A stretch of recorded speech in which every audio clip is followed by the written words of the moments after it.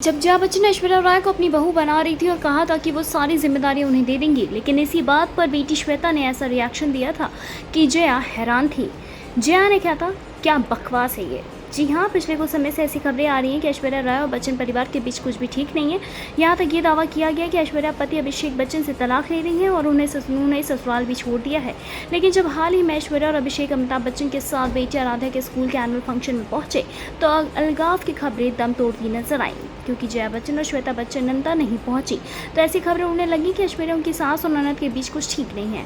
अब असल में क्या है क्या नहीं ये तो पता नहीं, पर वो वाक्य जरूर याद आता है जब जया ने बहू ऐश्वर्या के घर की सारी जिम्मेदारियां सौंपने की बात कही थी।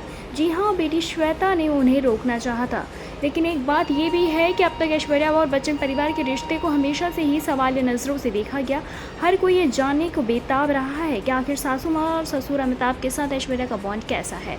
बच्चन परिवार में ऐश्वर्या और बाकी लोगों के बीच क्या चल रहा है, तमाम खबरों की तरह खबरें मीडिया में तैर रही हैं, पर अब तक न तो ऐश्वर्या और न ही अभिषेक और न ही बच्चन परिवार के किसी सदस्य ने कुछ रिएक्ट किया है। एक बार जब जया बच्चन ने ऐश्वर्या के कंधों पर घर की जिम्मेदारी डालने की बात कही थी तो बेटी श्वेता ने कुछ ऐसा कह दिया कि जया भी नाराज हो गई। ये तब की बात है जब अभिषेक बच्चन की ऐश्वर्या राय से शादी होनी थी। तब जया ने घर की जिम्मेदारियां बहू ऐश्वर्या के साथ बांटने की बात की थी, लेकिन बेटी श्वेता ने उन्हें ऐसा करने से मना कर दिया। ये वाकया तब का है जब जया बच्चन बेटी श्वेता के साथ कॉफी विद करण में गई थी। करण जौहर ने जया की सास यानी कि जया से सास बनने की फीलिंग के बारे में सवाल पूछा। करण ने जया से सवाल किया था, अब आप अपनी बहू के साथ कुछ मसले साझा करेंगी। ऐश्वर्या आएंगी और वो कंधों से कुछ जिम्मेदारियां का बोझ अपने ऊपर ले लेंगी।